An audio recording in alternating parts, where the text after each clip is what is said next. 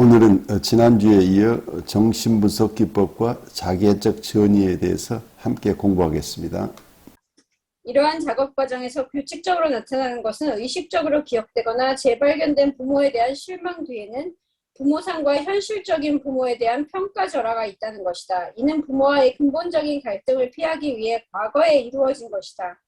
분석가에 대한 내담자의 실망은 전이에서 환상 속의 현실적인 좌절만을 드러내는 것이 아니다.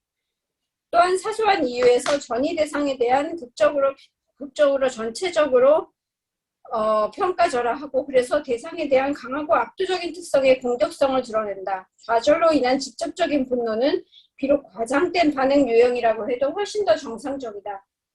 덧붙여 당신이 내가 원하는 대로가 아니라면 존재하지 말아야 한다라는 함의는 또한 대상을 전능하게 통제하려는 무의식적인 욕구가 행동화된 것이며 공격성에 대한 방어를 반영한다. 이런 사례에서 실망 반응은 공격성에 대한 갈등뿐만 아니라 리비도적 추구를 반영하며 좀 더 즉각적으로 고강공격적 갈등이 전면적으로 활성화되는 것을 막는다.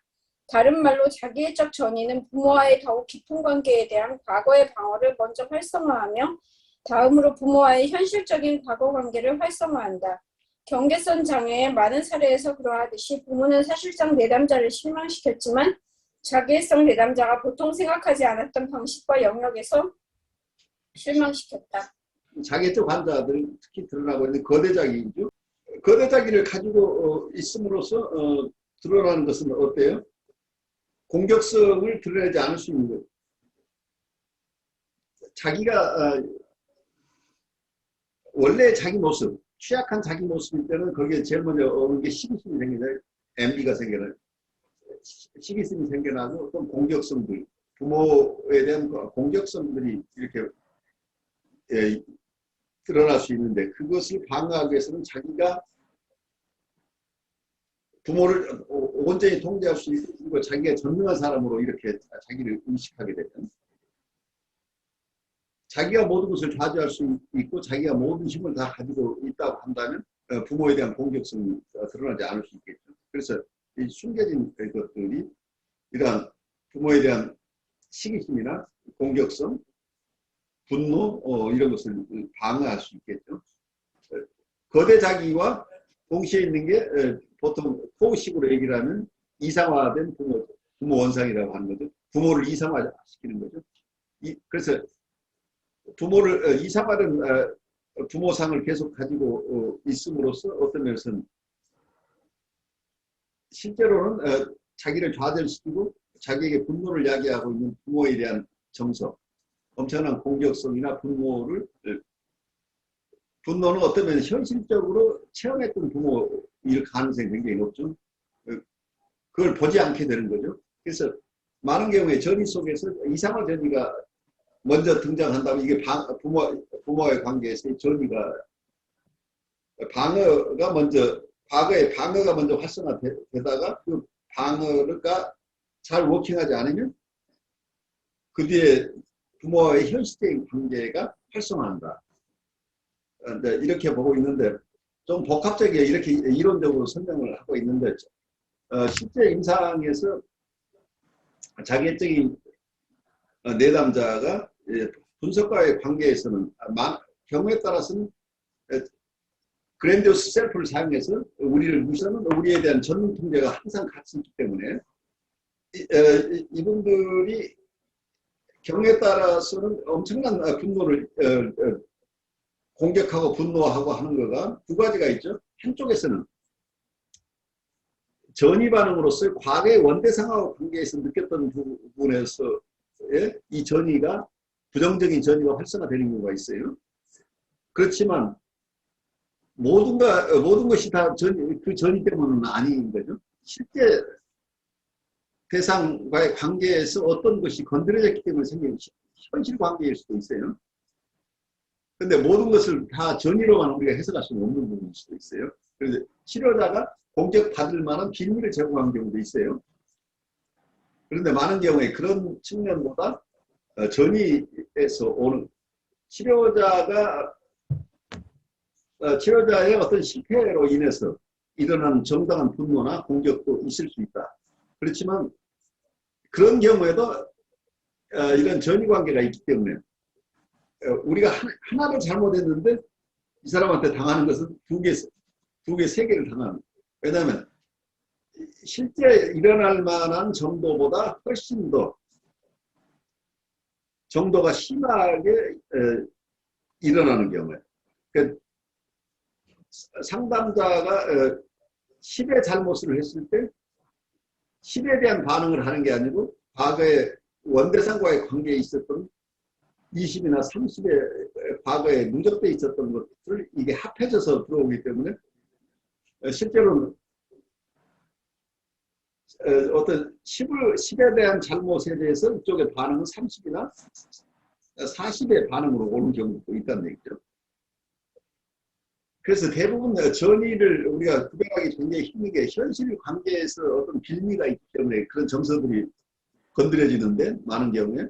근데 그 반응의 정도가 과격하다는 거죠. 지나친. 그럴 때는 보통 전의 정서가 있다고 여러분들이 생각하면 좋아요. 그러니까 일상 삶 안에서도 어떤 분하고 관계에서 내가 저분의 정서가 건드려질 만한 어떤 행동을 했을 때 그 상대방의 반응이 거기에 걸맞게 나에게 오는 경우도 있지만 내가 잘못한 것은 아는데 내가 그 정도까지 심한 것은 아닌데 심한 반응이 올 때는 그분이 가지고 있는 전이 정서가 함께 작용하고 있다는 것을 우리가 이해할 수 있어요. 그 방식과 영역은 치료 후반부에서만 분명해진다. 간단히 말하면 분석가에 대한 실망, 내담자가 분석가를 독립적인 대상으로 인정하기를 거부하는 것을 감추는 비현실적인 이상화, 그리고 자기애적 철수의 복잡한 동기는 기저의 경멸과 평가절하에 대해 주의 깊게 조사되어야 한다. 이것은 다른 성격 병리의 유형에서 나타나는 유아적인 자기애적 반응의 분석에서 기법적으로 요구되는 것과는 현저하게 차이가 있다. 이들 내담자에 대한 중대한 기법적인 문제는 내담자가 지닌 사랑 역량과 대상 점유 역량의 흔적에 대해 그리고 분석가의 노력에 대한 내담자의 현실적인 인정에 초점을 두는 것이다. 그래서 내담자가 잠재적인 부정적 전이에 대한 초점을 잘못 해석해서 정신분석가가 내담자에 대해 나쁘기만 하다라고 보는 것으로 생각하지 않도록 돕는다. 요약하면 분석가는 정적 및 부적 전이 모두의 정적 및 부적 전이 정적 및 이게 잘못된 그 해석이 트랜스레이션이 부정적, 긍정적 이 얘기일 거예요. 긍정적 및 부정적 모두의 지점을 맞추는 것이 필요하다. 아마. 네. 긍정적 및 부정적 전이 모두에 초점을 맞추는 것이 필요하다. 이와 관련하여 코엇은 필자가 자아 왜곡으로 일시적으로 어느 정도 교육적인 압력을 요구한다라고 말한 것을 인용하는데 이는 필자의 견해를 오해한 것이다. 분석가는 확실히 교육적인 압력이나 도덕적 입장을 피해야 할 경우가 필요가 있고 필자는 이에 달성하는 가장 좋은 방법으로 거대 자기의 활성화를 포함한 자기애적 방어를 결정하는 동기를 분석하는 것이라고 생각한다. 이들 내담자가 자신들의 미움과 시기심을 직면하는 것을 참을 수 없는 한 가지 두드러진 이유는 그런 감정이 분석가를 파괴할 것이고 분석가와 좋은 관계를 가지려는 그의 희망을 파괴할 것이며 도움을 받으려는 희망을 파괴할 것이라고 두려워하기 때문이다. 더 깊은 수준에서 이들 내담자는 그들의 공격성이 잠재적으로 사랑하고 주는 대상뿐 아니라 사랑을 주고받는 그들 자신의 역량을 파괴할 것을 두려워한다.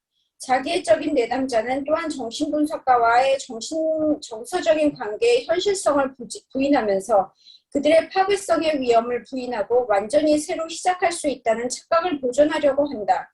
성적으로 물러난 자기애적 행동을 하는 어떤 내담자에게서도 이런 것을 관찰할 수 있는데 이때 성적 물러남의 한 가지 기능은 새로운 대상과 더 나은 관계를 가지려는 희망을 보존하고 내담자의 성적 충동 대상을 파괴로부터 보호하는 것이다.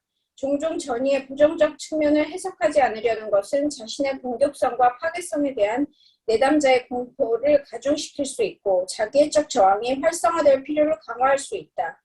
요약하면 자기애적 저항을 해결하는 적절한 기법은 긍정적 및 부정적 전이 측면을 체계적으로 해석하는 것이지 리비도 요소에만 배타적으로 초점을 맞추는 것이 아니며 또한 잠재적인 부정적 저항을 해석하는 것이 공격성에만 초점을 맞춘다는 것도 오해이다. 여기서도 우리가 조금 여러분들이 다 이해를 하실 수 있을 거예요. 그런데 자기애적 방어를 할 때 컴버그는 자기애적 방어를 왜 하는지, 자기애적 방어는 여러 모습으로 드러나는데 자기의 그랜디오스 셀프, 어떤 거대 자기를 드러내는 것도 자기애적인 방어고, 그리고 모든 것으로 철수해버리는 것도 자기애적인 방어죠. 여러 모습으로 드러나는데 이런 자기애적인 방어를 하는 동기가 무엇인가를 분석하는 게 중요하다고 보고 있어요. 그래서 전의가 있을 때 부정적인 전의와 그 긍정적인 전의를 모두 다 non-critically, 그러니까 non-judgmentally, 비판적이 아닌 시간으로, 비판적으로 느껴지지 않도록 하면서도 전의를 잘 해석하는 것이 중요하다. 이렇게 보고 있죠.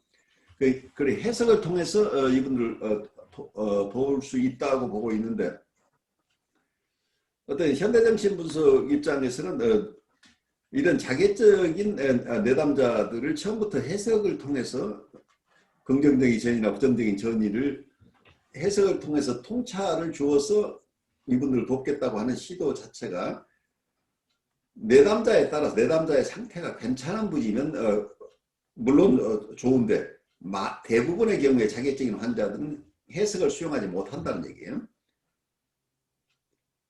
그 부정적인 전이나 긍정적인 전이나 이게 해석적인 접근을 하는 것에 대한 위험성들, 내담자들의 저항이 심해질 가능성이 높기 때문에 현대정신분석에서는 무리하게 해석적으로 접근하려고 하지 말고 해석을 충분히 소화할 수 있게 되기 전까지는 정서적인 커뮤니케이션을 통해서 이분들을 도와야 된다. 그래서 정서적인 커뮤니케이션을 통해서 이분들이 가지고 있는 정서나 생각을 언어로 표현할 수 있도록 버벌라이제이션을 할 수 있도록 돕는 과정이 선행돼야 된다고 보고 있어요. 그런데 컴버그 입장에서도 해석을 하지만 그 해석 자체가 전위 해석 중심으로 너무 깊은 해석, 발생학적 해석을 하는 것보다는 히어앤데 나우에서 일어나고 있는 일들을 중심으로 해석을 한다. 그래서 해석 내용 자체도 좀 제한된 범위의 해석을 하지만 그렇지만 해석을 통해서 이분들을 돕는다고 하는 기본적인 입장은 변하지 않고 있는데 그 지점에서 해석을 중심으로 하는 것인가 아니면 이모셔널 커뮤니케이션을 중심으로 하는 것인가의 이런 점에서 이 컴버그의 입장과 현대정신분석의 스파틴스의 입장이 다르다 이렇게 이해하시면서 가보죠. 극히 심한 자기애성 성격의 경우를 제외하고 거대 자기와 나란히 어떤 정상적인 자아 기능이 유지되고 자기 개념에서 현실적인 측면이 계속 존재한다는 것을 유념해야 한다. 물론 이러한 측면은 치료 동맹 형성의 기초가 되며 자신에 대해 심리적으로 사고함에 있어 분석가에게 진정으로 귀를 기울이고 분석가와 동일시하는 능력과 관련된다. 이러한 정상적 자기 측면을 진단, 지속 및 확대시키는 것은 내담자가 자기 안에서 이러한 기능을 분열시켜버리거나 평가절하하는 경향성에 초점을 맞춤으로써 가능하다. 분석가와 좋은 관계를 유지하고 분석가에게 도움을 받으려는 현실적 소망은 정상적인 유아적 의존성 및 성숙한 의존성과 자기평가를 회복시키는 출발점이 된다고 말할 수 있다. 기저하는 노여움과 경멸을 완전히 자각하는 것에 대한 저항은 자기애적인 것이지만 또 한편 분석가와 좋은 관계를 지속하려는 것인 한 자기애적 저항의 이러한 이중적 기능을 해석하는 것은 분열되어 나간 자신의 경멸과 시기심을 내담자가 직면하는 데 커다란 도움이 될 것이다. 요컨대 전의의 부정적 측면을 비난하지 않고 해석하는 것은 내담자가 자기 자신의 파괴성에 대한 두려움과 자신의 선함에 대한 의심을 감소시키는 데 도움이 될 것이다. 여기서 컴버그 얘기가 어떤 부정적인 전의들을 전의의 부정적인 측면을 비난하지 않고 해석하는 것을 굉장히 중요하게 생각하고 있죠. 그렇게 함으로써 자기 스스로의 파괴성에 대한 두려움과 자신의 선함에 대한 의심을 감소시키는 역할을 한다 하는 측면, 그런 목적으로 해석을 하는데 실제 임상적으로 해석이 그 기능을 할 것인가, 그 해석이 그것을 그렇게 되게 할 수 있는 것인지 아니면 이분이 평소에는 표현하지 못하고 있는 이런 정서들이 실제로 표현되었을 때 그것을 오히려 격려해주고 그걸 컨테인해주는 어떤 치료자의 모습이 실제로 이 사람들의 두려움을 벗어나게 하는 것인지 하는 것에 대해서는 서로 의견이 다르겠죠. 임상적으로 어떻게 돕는 것이 이분들이 실제로 자기 자신이 가지고 있는 파괴성에 대한 두려움으로부터 벗어나서 자기를 잘 표현할 수 있게 될 것인가. 이분을 어떻게 돕겠다고 하는 그 목적은 같지만 기법 자체는 서로 어떤 코어적인 그리고 자아심리학적인 해석 중심으로 훈련된 분들과 정서의 커뮤니케이션을 중요하게 생각하는 현대 정신분석인 트레이닝을 받은 분은 서로 다른 어프로치를 할 거예요. 하지만 각자 내담자의 자기적 특성을 감안해서 접근하기 때문에 어느 쪽 트레이닝을 받은 분이나 그 내담자를 잘 도울 수 있는 길들은 있을 거예요. 근데 그것을 표현하는 방식이 각각 다르겠죠. 하지만 어느 쪽이거나 내담자의 특성에 맞춰서 접근한다는 거죠. 그래서 일반적인 이게 해석이다, 정서의 커뮤니케이션이다 하는 이런 어떤 관념적인 차이를 넘어서는 실체를 우리가 좀 이해를 해야 된다. 그 해석으로 접근하느냐, 정서적인 어떤 조이닝이나 미러링 있는 방법으로 접근하느냐라고 이렇게 엄밀하게 구별되는 것이 아니고 해석을 하지만 해석 자체가 해석의 내용이 정서적인 커뮤니케이션에 더 중점을 두는 것이라고 한다면 어쩌면 그것 자체가 해석의 모습을 띈 정서적인 커뮤니케이션일 수도 있고 또 어떤 현대정신분석 쪽에서 이분들을 도울 때도 조이닝이나 미러링을 한다고 할 때는 내적으로는 이 인터벤션을 하는 상담자는 이미 내적인 해석을 기반으로 하고 있어요. 그러니까 해석을 언어로 전달하느냐 언어로 전달하지 않느냐의 차이일 뿐이에요. 현대정신분석에서도 이분은 이러이러한 어려움 때문에 방어를 하고 있다는 것을 알고 있기 때문에 그 입장에 있는 분을 정서적으로 어떻게 도와줄 것인가 하는 방법론으로 조이닝이나 미러링을 하는 것인데 그 밑바닥에는 해석을 이미 하고 있다는 거예요. 그래서 양편 다 컴버그의 입장이나 현대정신분석의 입장이나 아니면 코어스의 입장이나 모두가 다 해석을 하고 있어요.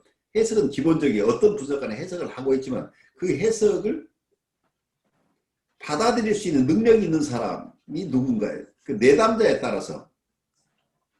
그러니까 뉴라틱한 환자일 경우에는 어느 학파에 상관없이 다 해석을 통해서 치료를 해요. 그렇지만 여기서 자기애적 성격 장애를 가지신 분이나 보드라인 환자나 사이카틱한 환자를 대할 때는 어떤 쪽에서는 해석적인 접근을 하고 다른 쪽에서는 해석적인 접근보다는 지지적인 치료를 하는 분도 있고 또 어떤 분은 현대정신분석적인 어떤 이모셔널 커뮤니케이션 방식으로 접근하는 거죠. 그래서 내담자에 따라서 각각 학파마다 접근하는 방식이 다르다고 하는 것을 우리가 이해하는 게 굉장히 중요하다고 보여요. 어느 학파이거나 상관없이 우리가 가장 중요한 것은 내담자의 상태에 따라서 내담자가 어느 정도까지 어떤 인터벤션을 수용할 수 있는 능력이 있는가. 그래서 자아 강도에 따라서 인터벤션의 내용이 달라진다고 하는 것을 우선 이해하면 좋을 것 같아요. 그러나 자기애적 저항이 순습될 수 없는 경우 오랜 교착 상태 후에 내담자가 치료를 마치기를 바라거나 분석가가 더 이상 내담자를 도와줄 수 없다고 느끼는 경우가 있다. 이러한 상황에서 필자는 코어스의 접근법이 시사하는 것과 같은 더 지지적인 접근법으로 전환하는 것이 매우 도움이 될 수도 있다고 본다. 이것은 특히 비교적 효율적으로 사회 적응을 하면서 증상 때문에 상담을 받고자 하여 분석 과정에서 기본적인 자기애적 저항이 훈습되기 전에 증상의 개선을 보인 경우이다. 그리고 2차적 이득이 있는 경우 특히 주로 자기애적 만족이 병리적 성격 구조와 관련되어 분석 작업의 고통스러운 특성을 방해하는 경우가 그렇다.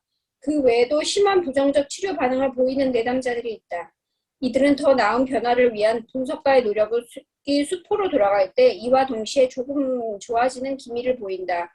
이러한 유형의 여러 사례에서 어떤 시점에서 치료가 자기애적 구성을 지치적으로 관용하면서 치료의 종결을 준비하는 방향으로 전환되어야 한다. 그러나 이런 여기서 아주 재미있죠. 어떤 면에서는 경우에 따라서는 여기서 칸버그가 자기 방식으로 치료가 안 되는 사람들을 만났죠. 그러면 그때는 코어적인 지지적인 방법이 도움이 될 수도 있다라고 얘기를 하고 있죠. 그러면서 그런데 마지막에 하는 얘기가 아주 재미있죠. 그냥 어떤 면에서는 그 방식으로 코어 방식으로 치료를 한다고 하면 좋은데 거기에서 마지막에 하는 얘기가 이러한 유형을 여러 사례에서 어떤 시점에서 치료가 자기애적 구성을 지지적으로 관용하면서 치료의 종결을 준비하는 방향으로 전환되어야 한다. 지적인 치료의 대상인 사람도 있고 또 어떤 사람들은 부정적인 치료 반응이 심해서 치료를 실패로 돌아가게 하면서 조금 좋아지는 기미를 보이는 내담자도 있다. 이제 이런 얘기를 하고 있죠. 그래서 칸버그 입장에서 잘 돕기 어려운 환자들 얘기를 하고 있는데 마지막에 나오는 문장은 In many cases of this kind, the treatment may have to shift at some point into a supportive tolerance of the narcissist constellation in combination with preparation for termination of the treatment. 여기서 이러한 유형의 여러 사례에서 어떤 시점에서 치료자가 자기애적 구성을 지지적으로 관용하면서라는 얘기가 나와요. 자기애적인 상태를 supportive tolerance, 지지적인 관용. 그러니까 자기애적인 저항들이 일어나고 있는데 자기애적인 저항을 그대로 지지적인 관용이라고 하는 것은 어떤 컨테인한다고 보이죠. supportive tolerance라고 하는 거는 자기 스스로 이것을 컨테이닝 해준 내담자의 자기애적인 저항들을 그대로 수용하면서 담아내는 이런 것을 또 도움이 된다고 그런 치료 기법을 긍정하는 듯 하면서 그 뒤에 나오는 얘기는 in combination with preparation for termination of the treatment. 치료의 종결을 준비하는 방향으로 전환돼야 된다. 그래서 이런 분은 치료를 하라는 게 아니고 치료를 종결하는 쪽으로 얘기가 나오고 있죠. 이게 뉘앙스가 묘하다는 얘기예요.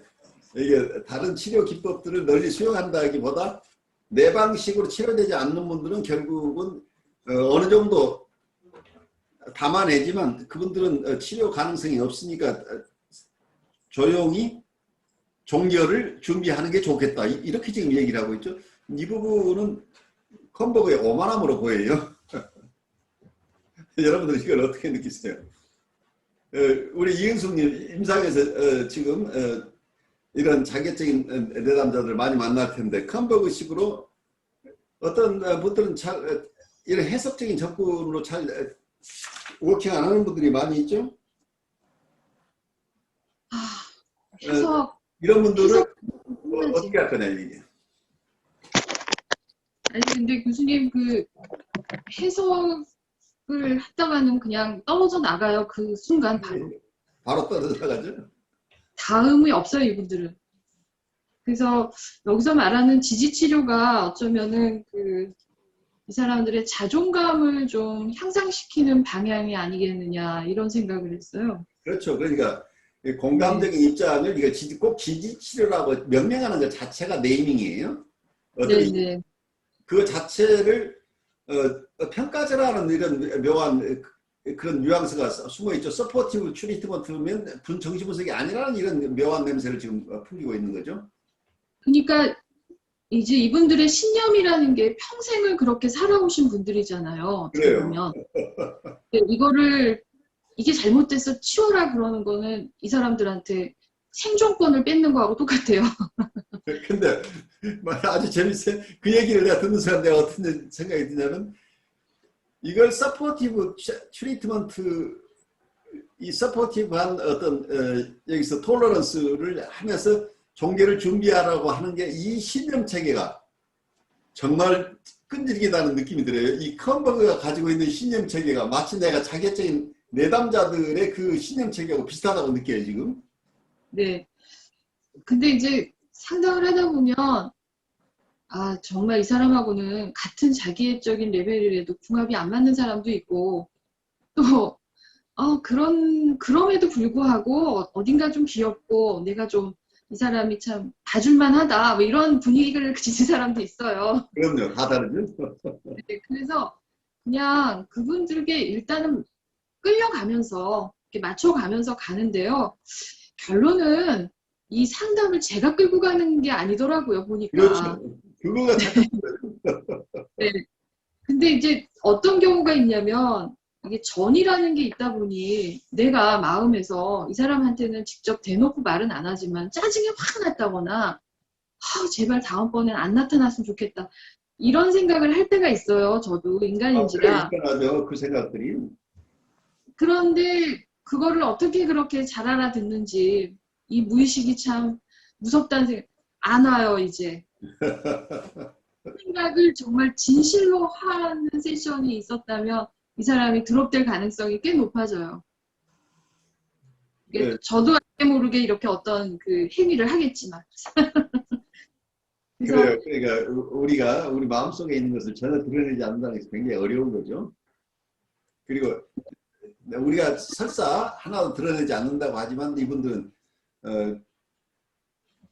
무의식적인 커뮤니케이션에 굉장히 익숙한 분들이기 때문에 우리보다 더 뛰어나요. 그래서 이분들에게 우리를 숨기는 건 굉장히 어려워요. 그래서 이분들을 그래서 현대정신문에서 이분들을 치료하는 게 결국 사랑에 의한 치료라고 보고 있어요. 우리가 이 사람들을 따뜻하게 품을 수 있는 힘이 없으면 이분들 치료하기 어렵다고 보는 거죠. 어쨌든 이게 자기애적인 성격 장애분들의 성격 구조가 변화되기까지는 정말 많은 그 치료자와의 상호작용과 뭔가 이렇게 구조화되는 과정들이 있기 때문에 진짜 인내심이 많이 필요한 케이스들이다 이렇게 생각이 들어요.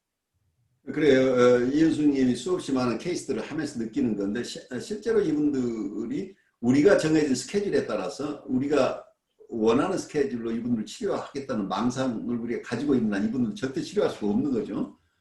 이분들의 속도를 존중하면서 이분들이 가지고 있는 정서들을 우리에게 투사하거나 투사의 동일시를 일으키고 있는 이런 정서들을 우리가 담아내는 것.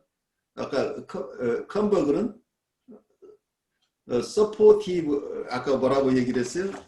별로 탐탁지 않게 이렇게 얘기를 서포티브 톨러런스라고 얘기를 하고 있는데 서포티브 톨러런스를 조금 하면서 종결할 것을 생각해보라 뭐 이런 레코멘데이션이 있었는데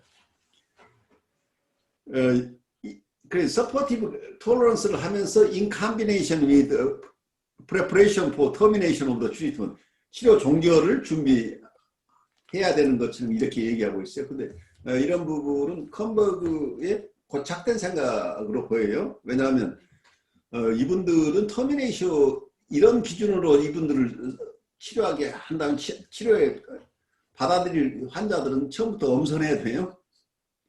그렇게 잘 안 되는 거죠. 이분들은 굉장히 천천히 이분들 형편에 맞춰서 상담자가 내담자의 속도에 맞춰갈 수 있는 이런 마음을 가진 사람만이 이분들을 도울 수 있는 거지. 이분들에게 빠른 어떤 통찰을 주겠다고 하는 이런 입장에서 이분들을 도울 수 없다는 거죠. 그런 입장에서 컴버그가 주는 임프레션 자체가 어쩌면 너무 힘든 분들은 치료가 안 된다고 하는 이런 입장에서 조금 더 비관적인 입장에 서 있지 않느냐 하는 생각이 들어요. 그래서 짧은 기간에 1년이나 2년 안에 치료할 수 있는 부분만 치료하고 그렇게 잘 안 되는 분들은 자기는 치료할 대상이 아니라고 본다. 이런 게 밑바닥에 깔려있지 않느냐 하는 생각이 들어요. 이거는 병원 중심의 치료를 하고 있기 때문에. 선생님, 근데 이게 상당히 네. 힘든 시츄에이션이라는 생각이 드는 게 여기 우리 책에서는 번역된 책에서는 분석가의 노력이 수포로 돌아갈 때에 됐지만 그 원문에서는 디피팅이라는 말 쓰잖아요. 네. At the cost of defeating이라는 말 쓴다는 자체가 환자가 치료자를 그 공격을 해서 만약 그 치료를 좌절에 빠뜨리면서 자기는 좀 나아지는 것처럼 보인다는 자체가 이게 뭔가 이게 말이 안 되는 것 같은 그러니까 자기의 적 내지는 경계선 장애 가진 사람들이 어떤 자기 안에 있는 네거티브 상황을 그거를 갖다가 충족시키는 상황으로 자꾸 끌고 나가게 되면은 치료자가 사실상 치료하기가 쉽지 않은 그런 쉽지 않죠. 그래서 치료자가 실패를 경험하는 거죠. 자기가 아무리 인터벤션이 잘 워킹 안 할 때 그때 나오는 이론이 부정적 치료 반응, 네거티브 테라퓨틱 리스판스라는 이분은 자기가 좋아지는 것 자체를 거부한다. 그래서 자기가 그러니까 막 교과에서 잠깐 내가 비쳤지만 엄마를 만족시키느니 내가 대학을 떨어진다. 그러니까 상담자를 당신이 훌륭한 치료자라고 뻐기는 것을 그 자부심을 가져가는 것보다는 내가 차라리 낫지 않겠어라는 이런 반응을 보인다. 이게 그래서 네거티브 테라피틱 리스판스가 있다고 하는 이론이 많은 정신분석가들에 의해서 제기되고 있어요. 근데 저는 그 이론 자체를 별로 탐탁하게 여기진 않아요. 많은 경우에 상담자가 물론 실패할 수 있어요. 근데 실패를 모두가 내담자에게 전가하는 이론으로 느껴져요. 근데 여기서 보면 우리 책에서 번역책에서는 분석가의 노력이라고 돼 있지만은 그 영어 원문에 보면은 말하자면 노력보다는 분석가 자체를 갖다가 공격하는 걸로 나오거든요. 그러니까 분석가를 디피트 시킨다는 얘기죠. 예, 그러니까 말하자면은 부모를 말한다면 부모를 실망시키는 것이 뭐 노력하든지 뭐든지 상관없이 그 부모를 실망시키는 게 자기에는 오히려 목표가 되는 거죠. 그래 설정되니까 그 치료자가 무엇을 하든 간에 그 내담자는 환자는 그 치료자를 갖다가 실망시키고 디펜스를 해야지 자기 충족이 온다라는 자체가 근데 이제 그거 자체가 어쩌면 다른 쪽에서 공격성의 표현이죠.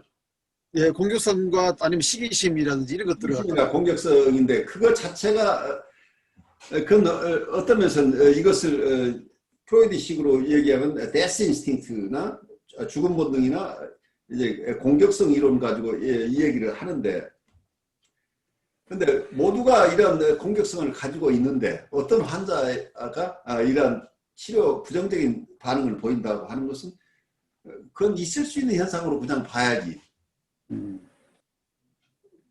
만약 이게 하나의 본능에서 오는 것이라고 한다면 환자 입장은 피할 수 없는 것이라고 우리가 필연적인 것이라고 볼 수도 있잖아요. 근데 이분을 치료하는 상담자 입장에서 이분은 부정적인 치료 반응을 너무 심하게 보이니까 치료를 못 하겠다고 하는 건 이건 이유가 안 된다. 난 이건 이론으로 성립이 안 된다고 봐요. 그렇게 되네요. 그런데 이런 경향을 보이는 많은 환자들을 어떻게 치료할 것인가가 관건이죠, 결국은. 근데 이분은 부정적인 치료 반응 때문에 치료가 안 된다고 하는 것 자체가 원래 어떤 본능 이론에서 이걸 가지고 왔다면 이 본능은 누구나 가지고 있을 수 있는 본능인데 이런 본능을 가진 사람은 다 치료하지 않겠다고 하는 건 내가 치료자로서 자격이 없다는 얘기밖에 안 되죠. 그렇게 되면. 그러니까 탈라런스랑 터미네이터하고 이게 서로 연결이 안 되네요. 그렇죠. 근데 결국은 여기서 터미네이션을 준비한다는 얘기는 톨러런스가 자기로서 더 이상 인내의 한계 때문에 못 한다는 얘기죠. 된다는 뜻이죠. 저는 굉장히 궁금해요. 지금 강 목사님 말씀을 들으면서 마치 저를 시험하는 느낌이 들어요. 이 정도까지 버틸 거야, 안 버틸 거야, 약간. 그래서 제가 항상 그냥 들어주는데 하소연하고 그냥 들어주는 게 그 통화의 약간 그거고, 하여튼 그러면서 이렇게 관계가 되는데, 이번에 얼마 전에 저번 주가 통화를 하면서는 도저히 제가 못 버텨가지고, 이런 생각이 들었는데, 진짜 아까 얘기하신 것처럼 무의식을 딱 했는지, 잠깐만 통화가 오네? 다른 전화를 이렇게 받게 되고, 저도 딴 핑계를 대고 그 통화를 끄는 거예요. 네. 근데 저는 항상 임상을 하시는 이은숙 선생님이나 누구한테 그 친구랑 통화할 때마다 궁금했어요. 이거를 받아주는 역할인데, 말하자면, 그 역할에 그게, 야, 요번에는 요거를 해봤으니까 그 다음에는 이것도 받아줄 거야? 아니면 이것도 받아줄 거야? 점점 가중되는 느낌을 저는 받거든요. 그러니까는 이게 지금 누가 컴버그가 얘기하는 치료의 종결하는 그런 느낌이 저번 이제 통화할 때 저한테 딱 든 거예요. 이게 치료 세팅은 아니지만 이것까지 내가 이러면서 그게 제가 이렇게 그 친구를 좀 이렇게 좀 하소연을 들어주고 지지해주는 어떤 느낌이 점점 그 역할을 이번엔 더 시험하는 느낌이 저는 드는 거죠. 그랬을 경우에 키포인트가 되는 것이 만약에 이게 치료 세팅이라면 이 친구의 더 나아지고 싶은 그런 의지인가 아니면은 치료자의 어떤 역량의 문제인가 둘 다 다일 수도 있고 아니면 제3의 다른 걸 수도 있는데 이게 저는 치료 세팅 같이 느껴지고 하여튼 저번 주에는 더 못하겠다 이런 느낌이 드는데 그게 딱 무의식적으로 전달되는 느낌이 드는 거죠. 그래. 아까도 그러셨잖아요. 그 내담자는 굉장히 그게 예민하다고. 근데 이 친구도 그런 느낌에는 굉장히 예민한 거예요. 그게 굉장히 지쳐한다는 그런 느낌을 받았을 수 있는 거죠. 그러니까 임상 상황에서는 이걸 어떻게 다룰까. 컴버그는 이렇게 치료의 종결이라는 얘기를 했는데 그러니까 궁금하고 정말 어렵다는 생각이 들더라고요. 이게 점점 더 이 정도도 날 못 받아줘. 만약에 내가 엄마라면 엄마 나 이 정도 내가 이거를 부리는데도 더 받아줘. 약간 이런 느낌 있죠. 그게 그 부분이 굉장히 판별하기 어렵죠. 근데 만약에 치료 세팅이라고 한다면은 이분의 얘기는 그러니까 언어적으로 충분하게 버벌라이제이션을 하긴 하지만 내가 지나치게 이 사람을 만족시키고 있는 부분이 있는지를 검토할 필요는 있어요. 그러니까 그래티피케이션에 의해서는 치료가 안 된다고 봐요. 그러니까 이분은 주어진 어떤 세팅 내에서 자기가 할 수 있는 것과 할 수 없는 것을 구별할 수 있도록 내적인 어떤 규율이 있어야 된다는 얘기죠. 그러니까 내가 그러니까 그 부분이 받아들일 수 없는 것이 분명해져야 되는 거죠. 어떤 면에서는. 그 부분이 굉장히 치료사 선생님들이 어려우실 것 같아요. 제일 어려운 거죠.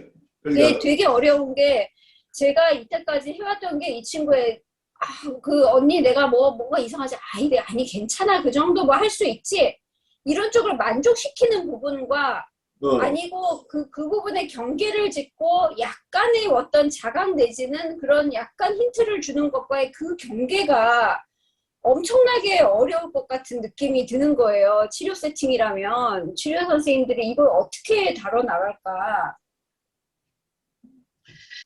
어떻게 보면 그 근본적인 다른 문제가 있지 않을까 싶은 생각이 드는데 어쩌면 그 표면적으로 드러나는 것에 대한 그 반응보다는 그 너머에 있는 뭔가를 찾아야 되지 않을까 하는 그런 생각이 드네요. 그러니까 뭐 말하자면은 아까 여기 환자가 네거티브 반응처럼 나오는 것처럼 한다면은 그 치료자를 또는 상대를 갖다가 디피팅하는 걸로 자기가 자꾸 만족을 삼는다면은 사실은 디피팅하는 게 목적이 아니라 그 뒤에 무언가가 있다고 볼 수 있을 것 같아요. 그럼 그게 또 만족이 있다고 볼 수 있는 거잖아요. 그 뒤에 무언가가 뭐냐에 따라 가지고 내가 반응하는 방법이 달라지지 않을까 하는 생각이 드는데요. 그러니까 표면적으로 드러나는 것에 대해서 계속 그걸로 보조를 그 서포티브 아까 뭐 나오는 그런 것들을 보면 서포티브 톨러런스라는 거는 어떻게 보면은 표면에서 드러나는 것에 대해만 참는 걸로 넘어가지만은 그 진정한 치료자 내지는 상대를 하려고 그러면은 그 너머에 있는 무언가를 볼 수 있는 눈이 있어야 되지 않을까 아니면은 그러니까 현대정신의학에서는 단순하게 서포티브로 보질 않아요. 어떤 거냐면 이모셔널 커뮤니케이션이라고 하지만 다 지지적인 게 아니고 어떨 때는 이거 심타닉한 리스판스도 있고 이거 디스타닉한 리스판스도 있어요. 그러니까 그 단순하지가 않다는 얘기예요.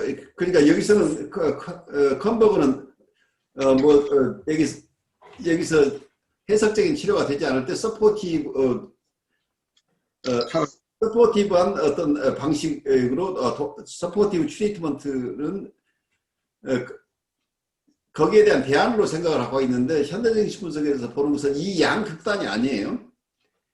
양극단이 아니고 어떤 조이닝을 한다고 할 때도 누구에게 코그식의 단순한 공감, 엠파티뿐만이 아니고 그 공감에 대한 인터벤션이 상대방에게 기분 좋게 하는 인터벤션도 있고 상대방에게 기분 나쁜 인터벤션도 있다는 얘기예요.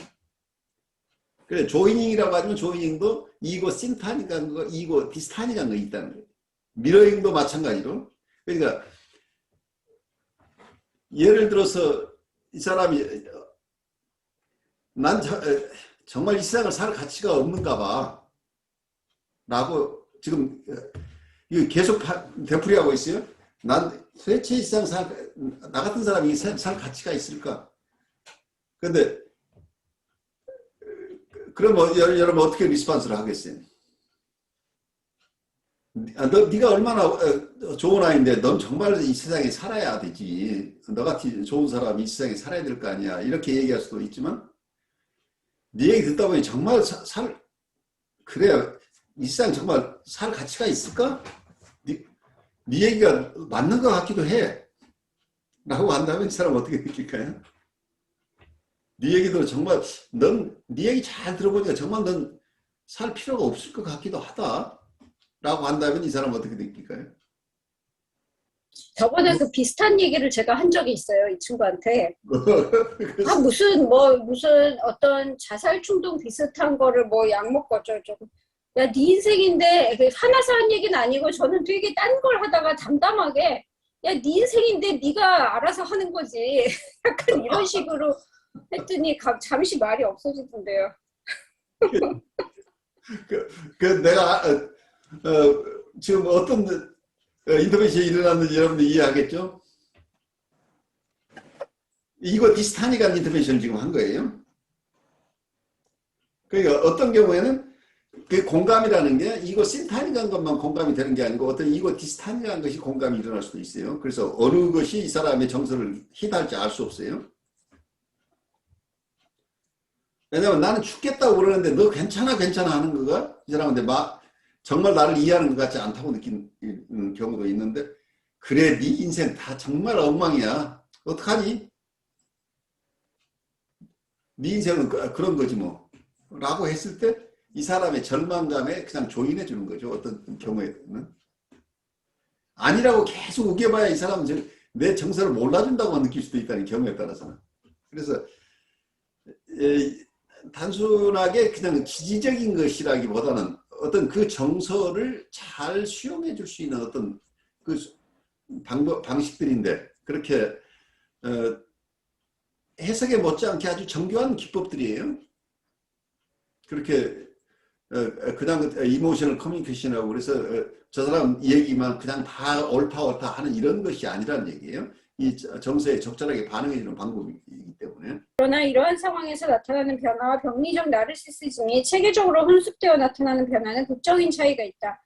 병리적 나르시시즘이 혼습되지 못하고 분석이 지지적으로 전환될 때 내담자의 사회적 기능은 되게 눈에 띄게 좋아지며 다른 사람이 어떤지 그리고 자신이 다른 사람과 어떻게 상호작용하는지를 이해하는 능력이 좋아짐에 따라 다른 사람과의 관계 및 자기 자신과의 관계가 좋아진다. 내담자의 야망은 점차 더 현실적으로 되고 야망을 성취하는 방식이 자신이 전반적 생활 상황이나 목적과 더 조화를 이루며 자기애성 성격이나 아주 전형적인 지루함과 초조한 감정에 대한 참을성이 대체로 증가한다. 그러나 다른 사람을 깊이 공감하는 역량의 결여와 사람관계를 완전히 발전시키는 역량의 부족은 대개 지속된다. 일에 대한 태도는 종종 어떤 특정 흥미나 작은 분야의 개인적 탐구를 추구하는 것으로 나타난다. 이것이 사업, 전문직, 연구, 취미 또는 수집이건 내담자는 이를 통해 통제감과 우월감을 얻는 데 반해 이 특정 흥미 부분보다는 더 큰 영역에서는 자신을 고립시킨다.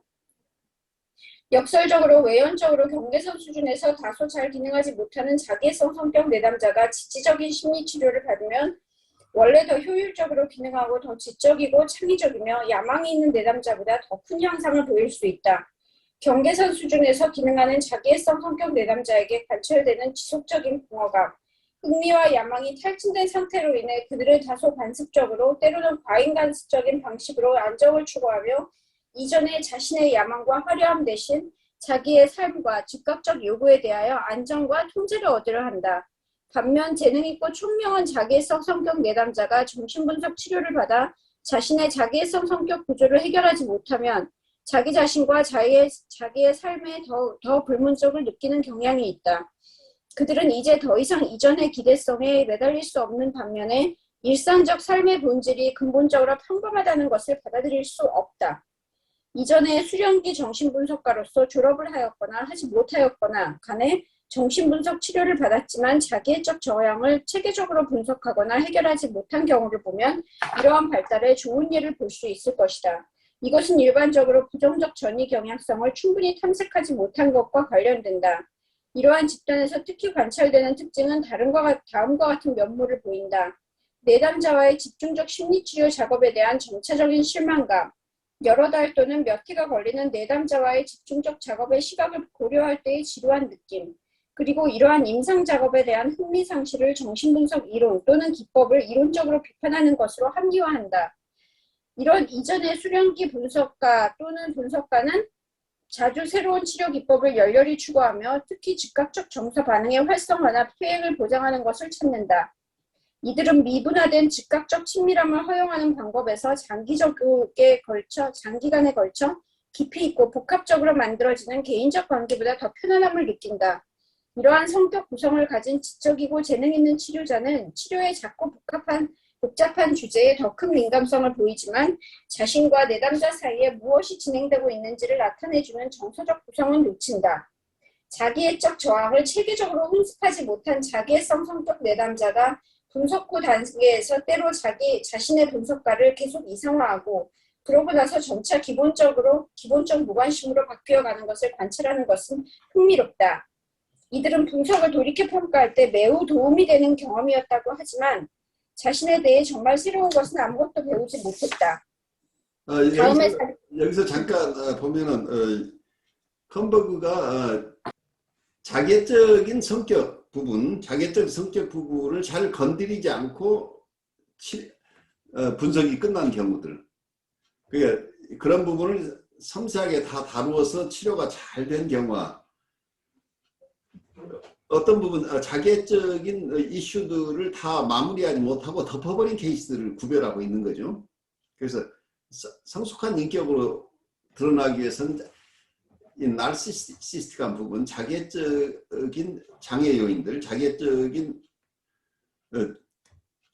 성격 부분들이 충분히 분석에서 다루어져서 그런 특성들이 해소되어야 된다고 하는데 많은 환자들의 경우에는 그 지점까지 치료에 내려가지 못한다는 얘기죠.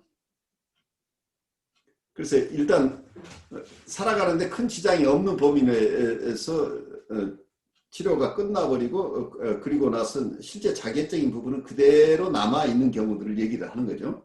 그것이 치료가 끝났던 환자를 다시 치료한 사례를 보고한 것을 여러분이 알고 계실 거예요. 그 사례에서 자기가 5년 동안 쭉 치료했었는데 자기는 어떤 신경증 환자 레벨에서 계속 이분을 봐가지고 그런 갈등들을 다 해소했다고 보고 이분이 치료를 종결했는데 5년이 지나서 다시 이 환자가 왔어요. 그때 코브시 이분을 신경증 환자 레벨에서 치료했던 그 퍼스펙티브가 잘못됐다는 것을 이해하면서 이걸 자기애적인 환자로 자기애적 성격 장애 부분에서 본 거죠. 그래서 다시 5년을 치료해서 이분이 새로운 치료를 받음으로써 훨씬 더 건강해졌다. 그래서 자기가 같은 사람을 하나는 신경증 레벨에서 치료하고 그 뒤에는 자기애적 레벨에서 치료를 했던 경험을 가지고 보고를 하고 있어요. 코웃이 보고한 내용이 코웃의 저서에 들어있는데 어떤 정신분석가 과정을 거친 분들 중에서도 자기적인 부분이 충분히 워킹 트루가 되지 않은 분들이 있게 되면 이분들이 치료를 임하는 과정 속에서 굉장히 큰 어려움을 겪게 된다 하는 얘기를 여기서 하고 있어요. 다음 사례는 치료를 조기 종결하려는 내담자의 압력 때문에 지지적 접근으로 전환한 경우를 보여준다. 이 내담자는 전형적인 자기애성 성격 구조를 가진 40대 초반의 사업가로 동성애 때문에 왔다. 4년이 넘는 정신분석으로 그는 동성애적 충동과 행동화가 사라질 정도로 좋아졌으며 가족 생활과 일에 대한 전반적 적응이 아주 좋아졌다. 그는 자신이 치료해온 주요 목적을 이루었다고 느꼈고 지속되는 지루한 느낌, 다른 사람을 공감하기 어려움, 다른 사람을 배려하는 데 있어서 자신의 한계를 자각함에도 불구하고 현재 생활에 만족했다. 시기심과 관련된 만성적 갈등도 줄어들었는데 이는 부분적으로 부와 권위에 대한 그의 소망이 만족되었기 때문이다. 오랜 시간에 걸친 필자의 해석적 노력에 대하여 그때마다 내담자는 자신이 분석에서 기대한 것을 다 얻었다고 반복해서 반박하였고 그 후 우리는 마침내 종결을 고려하기로 합의했다. 분석 종결 6개월 전에 종결 날짜를 결정한 후 그가 가장 두려워한 것은 이러한 결정에 대해 필자가 화가 나고 실망하는 것이었다. 그리고 더 깊은 수준에서 그는 종결이 완벽주의적이고 결코 만족할 수 없는 분석가 어머니에게서 도망가는 것이라고 느꼈다. 이 지점에서 필자는 치료자에게 거부당하는 것에 대한 내담자의 두려움에 초점을 두었고 기저의 갈등, 즉 과학적이고 철수적인 원시적 어머니로서 경험되는 치료자에게 공격과 배신을 당할 것이라는 편집적 두려움을 분석하는 이전의 시도를 계속하지 않았다. 여기서 중요한 게 이 컴버그가 이 환자의 특수한 경우에는 자기의 해석적인 노력을 스탑했다는 얘기죠. 그러니까 이분이 심층 해석을 스탑했다는 얘기죠. 이분은 충분하게 치료해낼 수는 없다고 보고 자기의 해석적인 접근에 일정한 한계를 두었다는 얘기를 지금 하고 있는 거죠. 그래서 이분은 그런 점에서 치료 종결을 준비하고 있는 거죠. 대신 필자가 지적한 것은 그가 두려워하는 것은 이후 분석 작업에서 그가 치료자로부터 과학적으로 철수한다고 치료자가 보는 것이며 그가 전에 치료자에게서 경험했던 이러한 의심을 치료자에게 돌린다는 것이다. 또한 그가 두려워하는 것이 그가 어떤 유형의 완벽한 기준에 따라 살지 않으면 치료자가 그를 그 자신의 권리를 가진 사람으로 인정하지 못할 것이라는 것이며 이것은 과거 우리가 탐색해온 그 자신의 완벽에 대한 높은 비현실적 열망을 치료자에게 투사한 것이라는 것을 그와 함께 탐색했다. 이 과정에 그가 자신의 권리를 가진 사람으로서 인정해주는 이상적인 인물로 필자를 경험하는 것은 그를 지지해주는 중요한 원천이 되었고 이것은 그 자신의 자기애적 열망을 누그러뜨리고 자신과 관계 및 가족의 관계를 향상시켰다. 이 내담자는 분석의 마지막 부분 동안 완전히 성숙한 애도 과정을 경험하지 않았고 분석 종결 몇 년 후 추수적 정보를 통해 알게 된 바로는 종결 후에도 이러한 애도 과정을 경험하지 않았다. 몇 해 동안 그는 일반적 증상의 향상은 지속되었고 그는 점차 자신의 내적 감정 세계의 한계를 받아들였다.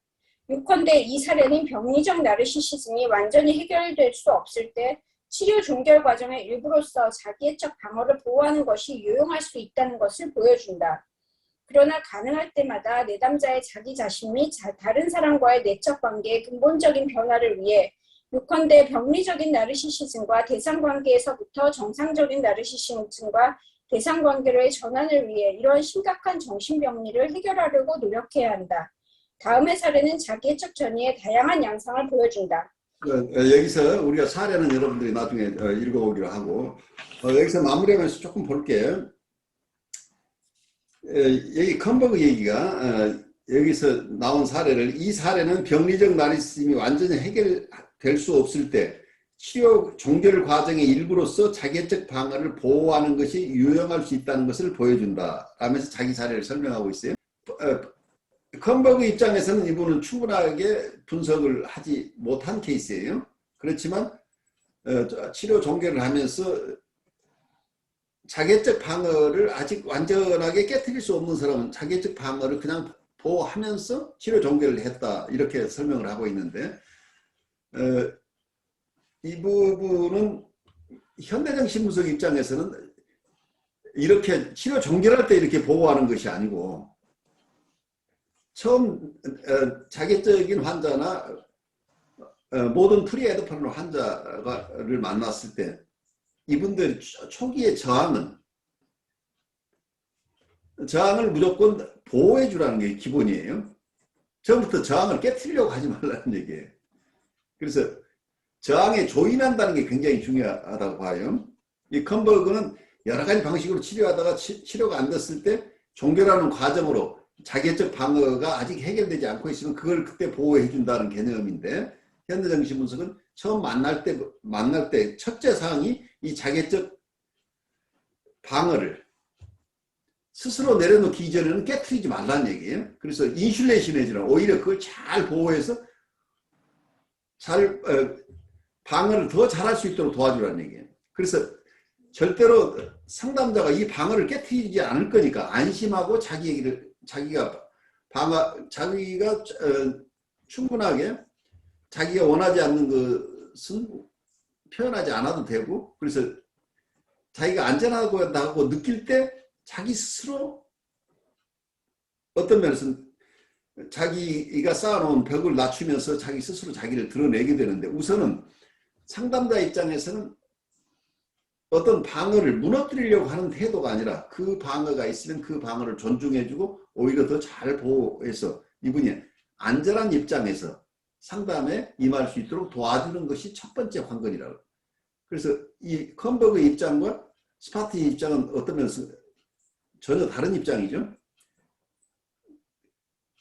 그래서 여러분들의 일상 삶 속에서도 여러분들이 보기에 이분은 이렇게 좀 도와줘야, 이분이 왜 이렇게 성찰을 못하지? 이런 건 남들이 다 아는데 왜 이분만 이렇게 힘들까? 그래서 바로 그분에게 어떤 선생님은 이러이러한 부분 때문에 다른 사람들하고 관계에서 불편함이 있는 것 같은데 이렇게 하면 어떨까요? 라고 우리가 제안을 하거나 해석적인 접근을 하거나 할 때 이분들로부터 엄청난 거센 저항이 일어나게 돼요.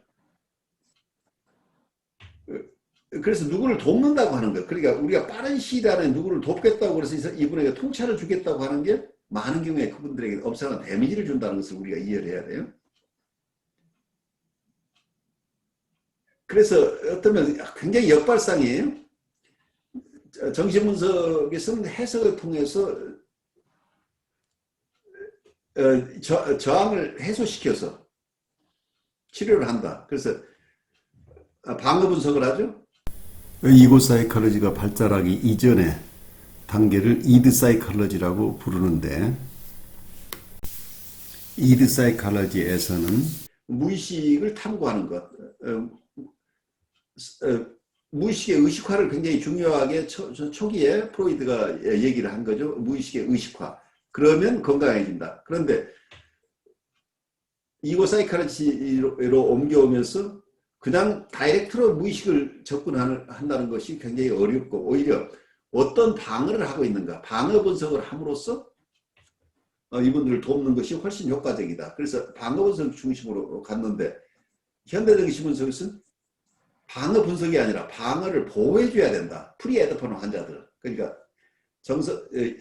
뉴라틱한 환자들은 이고 사이칼리스트의 입장이나 프로이드의 입장 충분히 그걸 통해서 치료하지만, 이고가 약한, 여기서 우리가 얘기하고 있는 자기애적 성격 장애를 가진 분이나 아니면 여러 보더라인 페이션트나 사이카틱한 분들을 도울 때는 방어를 분석하는 게 아니라 방어를 보호해주는 작업부터 하라는 얘기예요.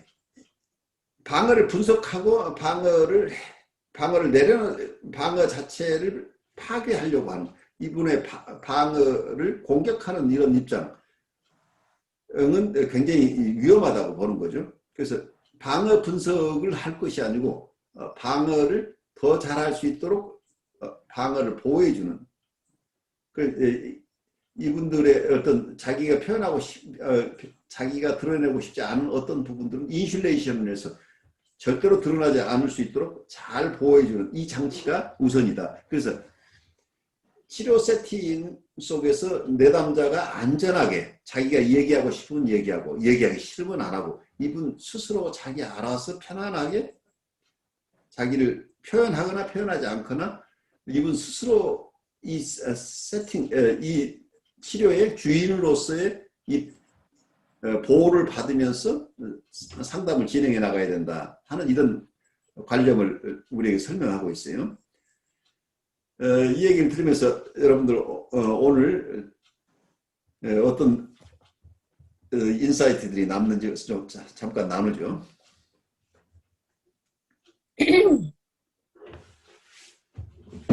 약간 느낌이 아까 저도 이거는 치료 세팅이 아니라서 모르겠는데 그 너머라는 얘기가 지금 교수님의 얘기를 들으면서 그냥 그런 게 아닐까. 예. 그러니까 그 앞에서의 예를 들면 그 반응에 대한 어떤 저의 1대1 반응이 아니라 그 너머의 거를 제가 보고 진짜 어떻게 보면 일희일비하지 않고 그렇죠. 이렇게 예. 내가 버티고 있는 그런 사람으로서 그런 친구로서 또는 만약에 치료 세팅 그런 치료자로서 돼가는 게 중요한 게 아닐까 하는 생각이 듭니다. 오늘 득도를 하신 것 같아. 아니 이론으로 저는 맨날 이론으로 아니, 임상 경험 이미 네. 임상 그러니까 3개월에 한 번을 만나도 전화로 만나고 어떻건 그건 정신분석을 하고 계시는 거예요.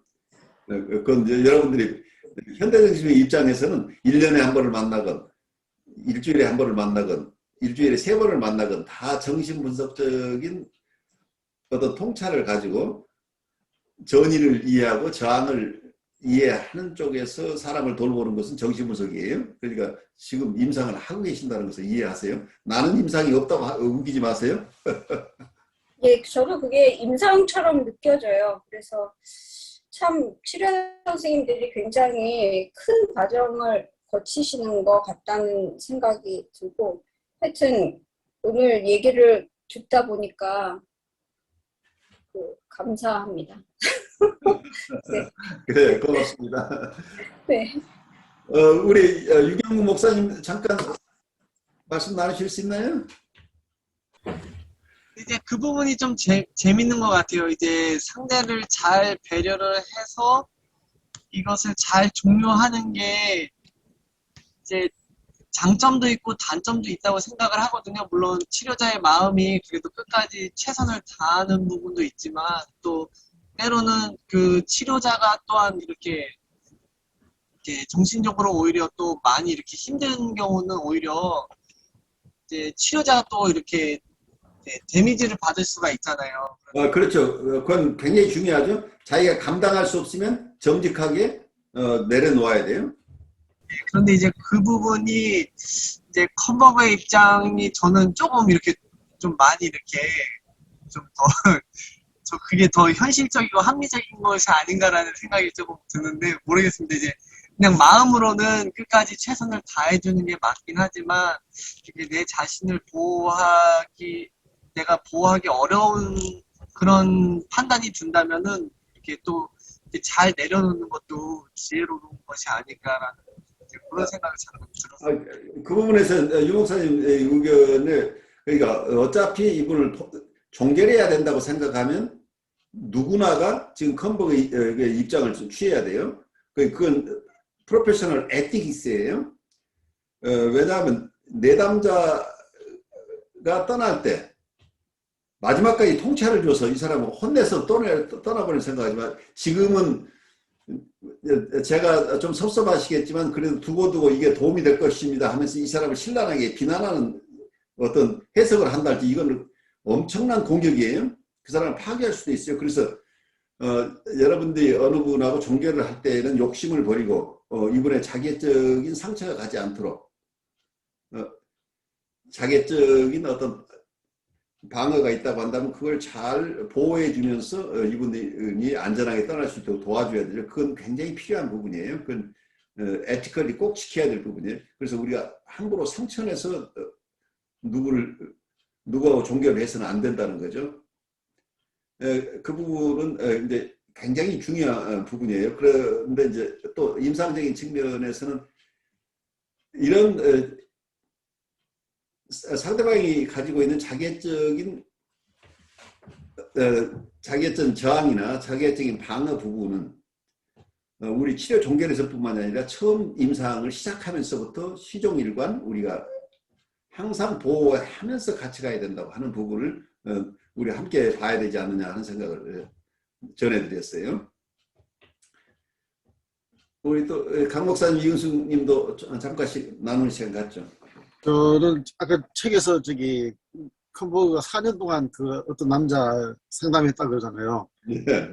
저는 궁금한 게 그럼 4년 동안 뭐 했을까가 궁금한데, 그 4년 동안 한 다음에 얻어진 것이 어떻게 보면은 그동안 컴버그가 물론 그 환자가 가지고 있었던 그 너머의 무언가를 통찰을 했을 수도 있는데 너무 자기가 모든 걸 다 해결하겠다는 욕심이 있지 않았을까 하는 그런 생각도 들어요. 그래가지고 마지막까지 그걸 해결하기 위해서 해석적으로 마무리 지으려고 하면서 종료를 시키는 그런 면을 보면서 한편으로 보면은 우리 치료자가 가지고 있는 자기애적인 문제를 그런 치료 세팅이라든지 상담 과정 속에서 자기애적인 문제를 투사하고 있지 않을까 하는 그런 생각도 들었습니다. 그래서 교회에서도 그런 일이 일어나거든요. 예를 들어서 어떤 교회에서 교인이 성격이 안 맞으니까 도저히 같이 공동체에서 생활을 못 해가지고 이제 다른 교회로 가겠다고 할 때 어떤 목회자는 거기다 대고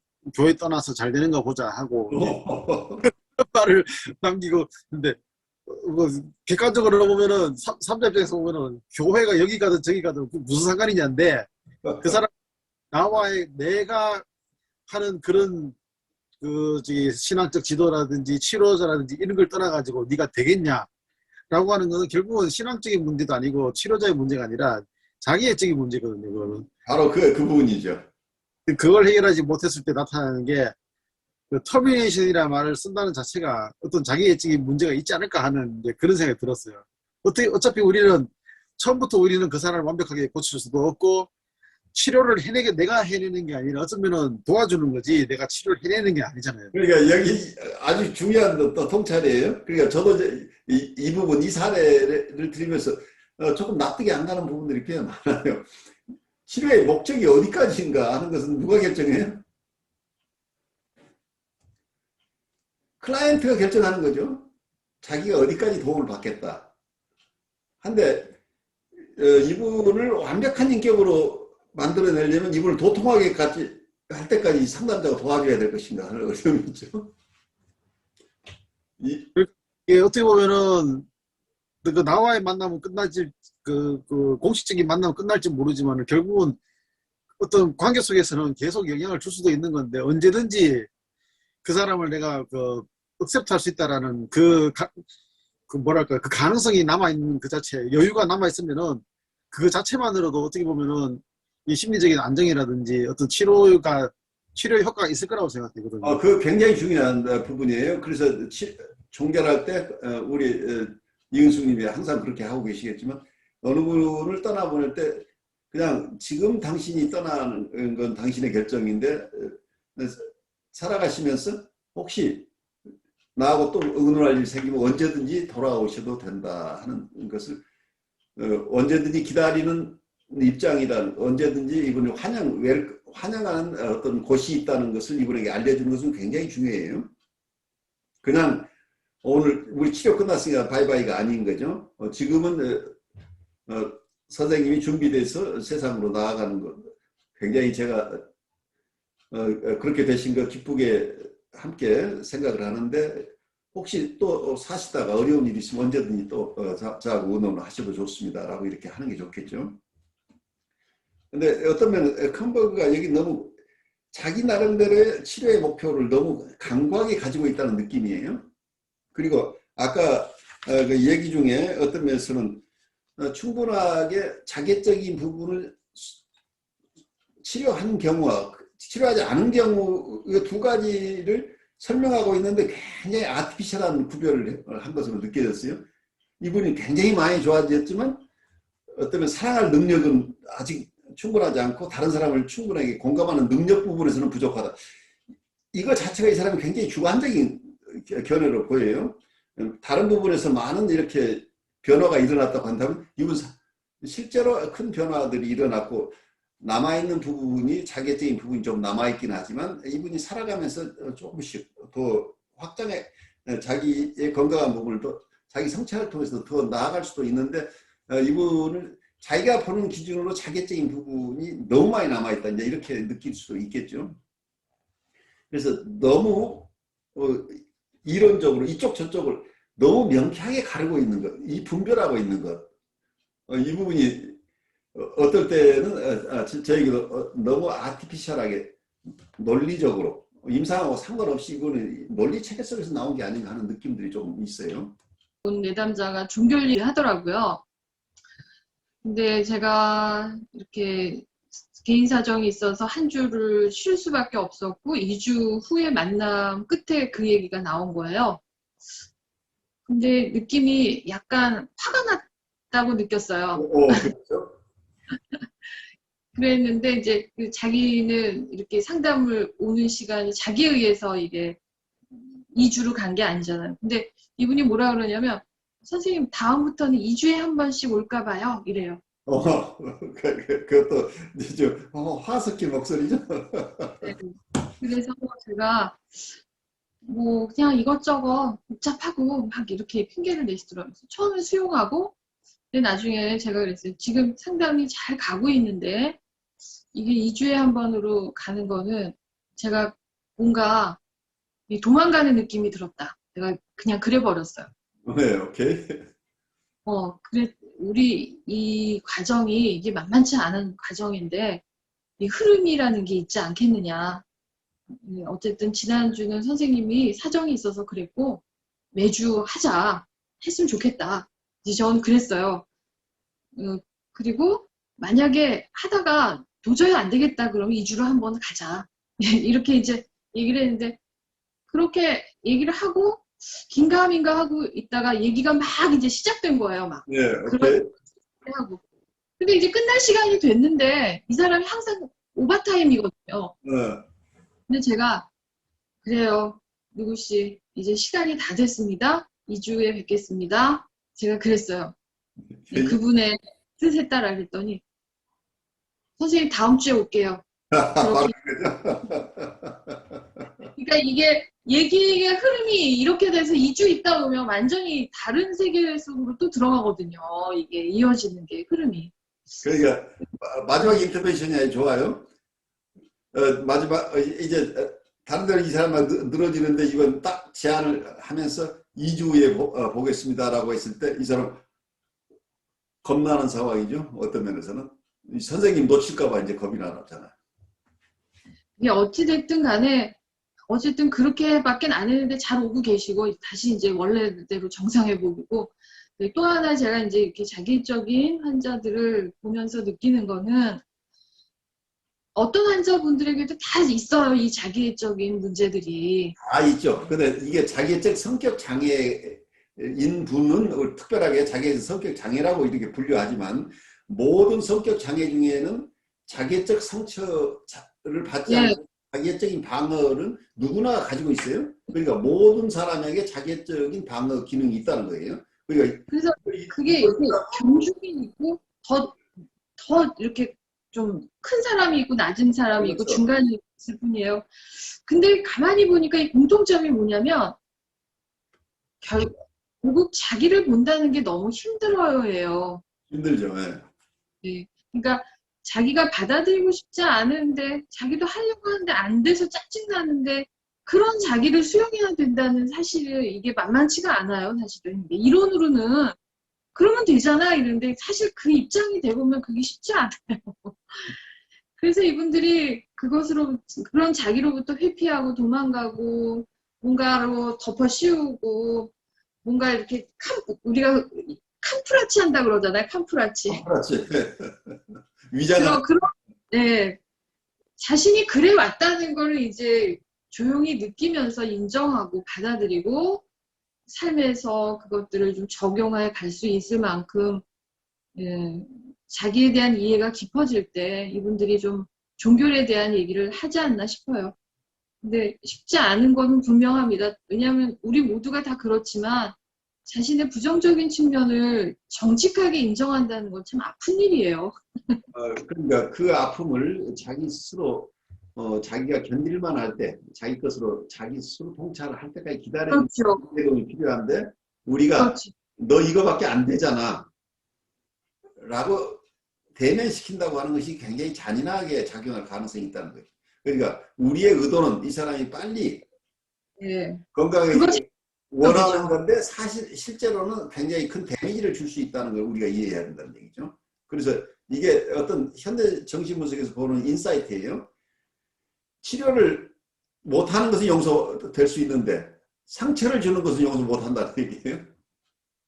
저는 아까 교수님께서 난 정말 죽어버렸으면 좋겠어. 나는 죽어야 될 것 같아. 살 이유가 없어. 이런 환자한테 어떻게 대답을 할 거냐. 이렇게 물으셨는데, 아, 정말 그럴 것 같다. 이런 대답을 했을 때, 이것도 일종의 그 사람한테 조이닝하는 거라는 표현을 하셨는데, 사실 그게 참 쉽지 않아요. 그렇게 쉽지 않죠. 표현하기가. 굉장히 네. 어렵죠. 네. 근데, 아니야. 괜찮아. 그래도 괜찮아. 나쁘지 않아. 너 정도면 충분해. 제가 이렇게 반응한 적이 한 번 있었어요. 어떤 케이스. 네. 근데 네. 나는 죽겠다는데 선생님은 괜찮대요. 이런 식으로 이제 잃은 거지. 바로 그 리스폰스가 그렇게 나오잖아. 그러니까 나를 공감하지 않았다고 지금 컴플레인하는 거잖아. 그렇죠. 그래서, 아, 그렇구나 하고 그때 배웠는데, 최근에 제가 이제 이게 보더라인 청소년을 하나 만나는데, 진짜 오리지널 경계선 인격이에요. 정말. 정말 그 교과서적인. 근데 이제 제가 그 친구에 대해서 네가 지금 이런 부분에서 이게 감정 기복이 심하고 그런데 이러이러할 때는 네가 이러이러한 느낌을 가졌을 것이다. 이런 특성이 있는데 넌 어떻게 생각하니? 그랬더니 표정이 확 바뀌면서 뭐야? 나야? 막 이러는 거예요. 그렇죠. 그러니까 자기를 하나도 누군가가 이해를 못 해줄 거라고 생각했는데 선생님이 그걸 정확히 이해를 했다는 거죠. 그러면서 공감은 필요 없어. 위로는 필요 없어. 이해가 필요해. 이렇게 갔어요. 이런 얘기를 하고 떠났어요.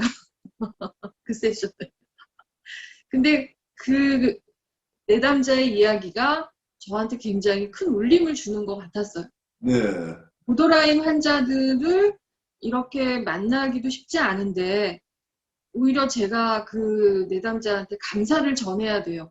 제가 임상에 훈련을 할 기회가 되는 것 같다는 생각이 들었어요. 그래요. 여기까지입니다. 그래요. 이해가 필요합니다. 어쨌든 보드라인이나 여기서 우리가 만나는 자개적 성격 장애를 가지신 분들은 어쩌면 제일 어려운 내담자들이에요. 그리고 실제로는 현실 생활에서 엄청나게 많이 만나요. 그렇기 때문에 이분들을 그 임상을 꼭 우리 클리니컬 임상만 생각할 게 아니라 우리 사회생활 속에서 만나는 이분들을 그분들에게 상처 주지 않으면서 실질적으로 그분들에게 어떻게 도움이 될 수 있을 것인가 하는 부분을 우리가 터득하는 것도 굉장히 중요할 것으로 보여요.